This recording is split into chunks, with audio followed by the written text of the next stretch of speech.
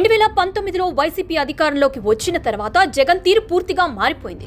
ప్రజా వేదిక కూల్చివేతతో జగన్ తన పాలన ఎలా ఉంటుందో హింటిచ్చారు. వ్యవస్థలను విధ్వంసం చేశారు.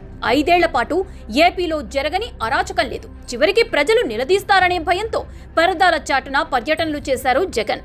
అధికారంలో ఉన్నామనే అహంకారంతో ప్రతిపక్ష నేతలపై దాడులు చేశారు. చివరికి వ్యక్తిత్వ హననం కూడా చేశారు. చంద్రబాబు కుటుంబంపై అసెంబ్లీలోనే నీచ వ్యాఖ్యలు చేశారు. అప్పటి వరకు పవన్ కళ్యాణ్ గురించి ఏమాత్రం పట్టించుకోని జగన్ అధికారంలోకి వచ్చిన తర్వాత నుంచి వ్యక్తిగత విమర్శలు చేశారు. పవన్ ప్రస్తావన వస్తే చాలు 3 పెళ్లిళ్లు అనేశారు జగన్. కించపరిచేలా పవన్ పై వ్యాఖ్యలు చేశారు. పేర్ని నాని, అంబటి రాంబాబు, గుడివాడ అమర్నాథ్, ద్వారంపుండి చంద్రశేఖర్ రెడ్డి, జోగి రమేష్ వంటి నేతలకు ప్రత్యేకంగా పవన్ పైన విమర్శలు చేయమని ఆదేశించారు కూడా. దీంతో పవన్ కూడా జగన్ పైన ఘాటు వ్యాఖ్యలు చేశారు. తాడేపల్లిగూడెం సభలో పవన్ చేసిన సవాల్ పెద్ద దుమారం రేపింది. జగన్ గుర్తు పెట్టుకో అంటూ పవన్ చెప్పిన డైలాగ్ హాట్ టాపిక్ గా మారింది కూడా.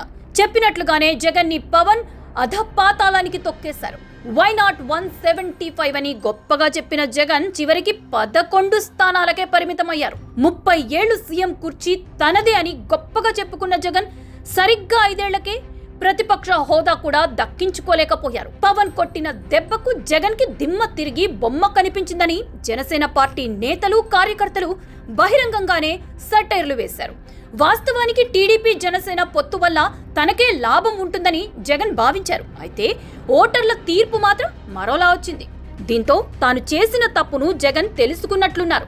నోరు అదుపు తప్పడం వల్లే తనకు ప్రతిపక్ష హోదా కూడా దక్కలేదని భయపడుతున్నట్లున్నారు. అంతకుముందు వాడెంత వీడెంత అన్నట్లుగా వ్యవహరించిన జగన్ ఇప్పుడు మాత్రం అసలు అలాంటి పదాలే అనడం లేదు. సీఎం కుర్చీలో ఉన్నన్ని రోజులు చంద్రబాబుని ముసలోడు వయసైపోయిందని వ్యాఖ్యానించారు.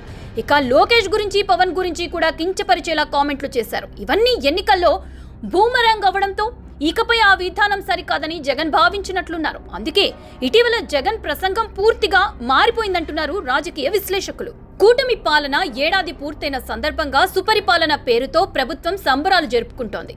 ఇదే సమయంలో ఇచ్చిన హామీలను ప్రభుత్వం అమలు చేయలేదని వైఎస్ జగన్మోహన్ రెడ్డి పదే పదే ఆరోపిస్తున్నారు.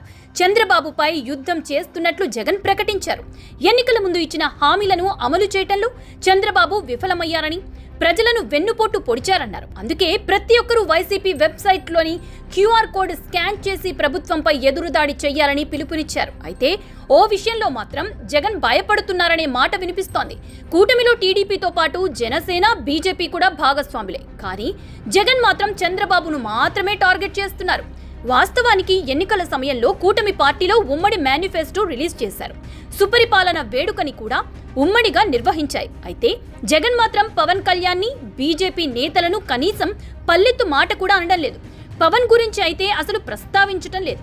అధికారంలో ఉన్నప్పుడు చంద్రబాబు కంటే కూడా పవన్ నే ఎక్కువగా టార్గెట్ చేశారు జగన్. ఆ కారణంగానే ఎన్నికల్లో ఒక వర్గం ఓట్లు తనకు పూర్తిగా దూరం అయ్యాయి అని జగన్ భావిస్తున్నట్లున్నారు. పవన్ విషయంలో తప్పు చేసినట్లు జగన్ కి జ్ఞానోదయం అయినట్లుంది. అందుకే కనీసం పవన్ పేరును జగన్ ప్రస్తావించడం లేదు. కేవలం చంద్రబాబు, టీడీపీ అంటున్నారు తప్ప పవన్, జనసేన, బీజేపీ, మోదీ అనే మాటలు జగన్ నోట్ నుంచి రావడం లేదు.